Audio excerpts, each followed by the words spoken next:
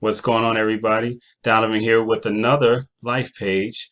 Moments I share from my life and reflections about it with you. And hopefully you get a kick out of it. Hopefully it's something that resonates with you. You can share about in the comments below. But I uh, I think about one in particular. Um, and I want to share about a special young lady in my life who came along when I was 11 years old, my little sister. And I'm not going to mention her name because I want to reserve privacy. I don't want to, embarrass anyone or anything like that. But my little sister, my youngest sister, okay. Um, I have some stuff to share about her, but that can be in other life pages as well. Um, but I miss her. Um, because we don't live in the same city anymore. So I miss her, and definitely I'm sharing this as one reason to convey. Uh, Definitely love her and appreciate her being in my life. Uh, so let's get on with it. Um, you know, 11 years old. Up until 11 years old, I was the only child um, in our household. It was basically me, mom, and stepdad. And then this little bundle of joy came along, um, who, in the beginning, I didn't know what to think. I was kind of in shock. I surprised my mom was pregnant. Duh, go figure. But yeah, a lot of things behind that I'll share later on. But just with that coming up and didn't know what to expect, and boom, my sister was born, and all the beginnings of a siblinghood, changing her diaper and feeding her, and um, so many things you deal with having a baby sister, a baby around. Uh, so dealing with that, and it was a shock and challenging for me as a brother in the early years. But as she grew up, as we were growing up, we found similar things to talk about and to share, especially growing up in the next generation of rap and going into hip hop. A lot of stuff to share.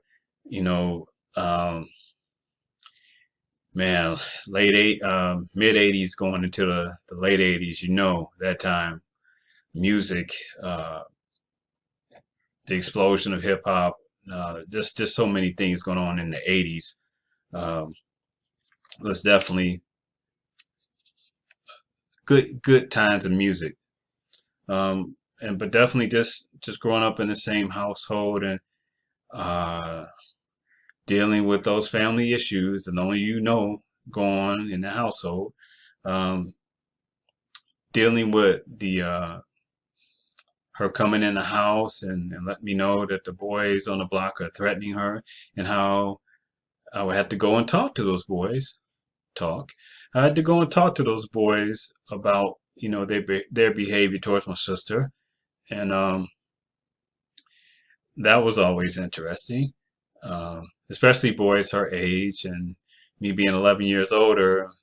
So go figure on that one. I had to think of peaceful negotiations, I a way to communicate with the younger boys about how they treated my sister.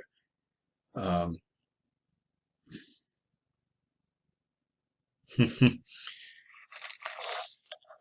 Give me just a moment here. Kind of looking at these photo albums and pictures of us. I wish I could share them, um, but I will not, because some are definitely embarrassing to me and to her. So I definitely will keep them where they are. Uh, but memories of celebrating with your sibling. I want to share one, okay? And I want to share this one in particular because you think you know somebody, right? You think you know somebody, and you grew up in the same house with them. You think you know somebody, but this is the time where I got to see another side of my sister, and she definitely got to see another side of me. So, backdrop of the story is, by this time, 1992, um, I think I became a good negotiator when it came to talking to my mom about things. So I talked my mom into, I wanted to do something special for my younger sister. So I talked to my mom and said, "Hey, mom, I got these tickets to this event. I want to take my sister to." My mother was very uh, kind of cautious person. Like, why do you want to take her? Uh, will she be safe? And um, how you got to protect her? And all those things. A mother would ask.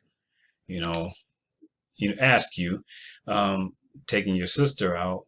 So I wanted to really take her out to this event because, like I said, music was great then, and hip hop was birthing seriously. So, 1992,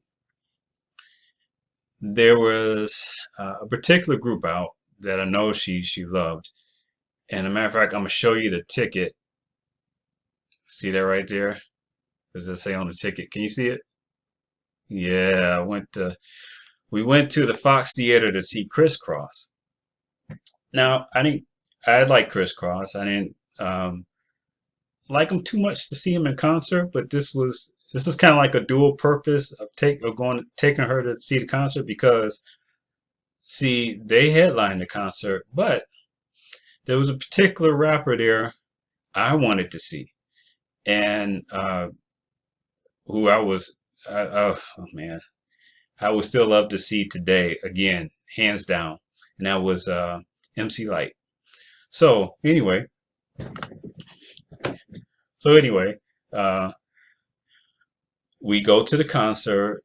We get there before things are starting up. We're in the crowd, we're on the floor, and my sister turns to me and says, you know, "Brother, now when Crisscross comes on, I'm gonna be excited, so you have to excuse me."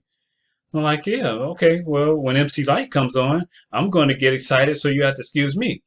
So up in the balcony area, one of I forgot which one it was. Well, one of the members of Crisscross is like looking down on the crowd, and she spots him, and she starts, along with some other girls, to scream. I mean, just like sonic piercing. Oh, I'm just kidding, but just enough for me to be like, "Who are you?" And to really take notice. Like, man, she just like flipped right in front of my eyes. She's not my sister. She's just like a Crisscross fan, seriously. But so she flipped out with some other girls uh, when they saw him, one of the members of Crisscross.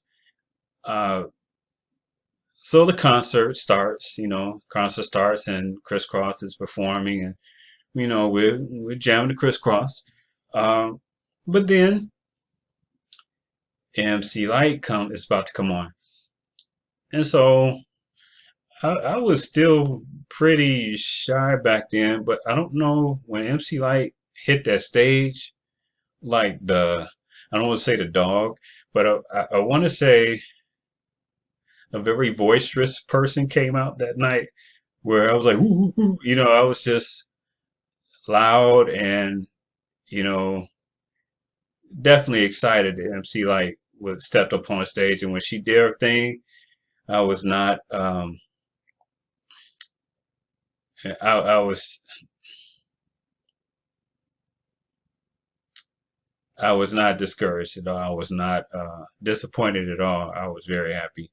And so we get back from this concert. Both of our voices are virtually gone because I'm screaming for MC like she's screaming for Crisscross. And that was just a memory that I will never forget because I wanted to do something special for my sister. And it was a great memory. And the reason I share that is because a lot of us have siblings, whether we welcome them or not, whether they, you know, you're like, yeah, I got a brother or sister, or you're like, it can be like that at times, but these are your family. You know, they're your family and they're going to be your family for life. You don't know how long they'll be here, but you need to celebrate the times with them and have great memories with them because you don't know when it's your time to go. You don't know when they'll be gone. So you want to celebrate these times with your siblings, with your brothers, sisters, uh, and enjoy it. Create fond memories that you will look back and laugh on, um, look back and cry on, look back and just be grateful for. So that's today's life page for today, guys. Is that the story of um, my little sister? You know, my youngest sister, or whatever you want to say. Um, but just the story of a sibling, who at first I didn't, I was like, okay, she's here, but really, growing up, getting to know her and having those special memories and times. And I hope that you have those times with your family, with your brothers and sisters, and create more times. If you're in a funk, to definitely get out of it, definitely get resolved and be close, especially in today's times with pandemics and uh, just as we get older, the kind of diseases that can hit us as we get older, you know. Um, spend that time with your brothers, with your sisters, and value it. But that's my life page for today, guys. If you have any questions about my crazy life or share any comments, I would love to hear from you. I'm not doing this just do it. I know that a lot of you can relate and would definitely like to say something. So I want to hear from you, and I will see you on the next life page. Peace.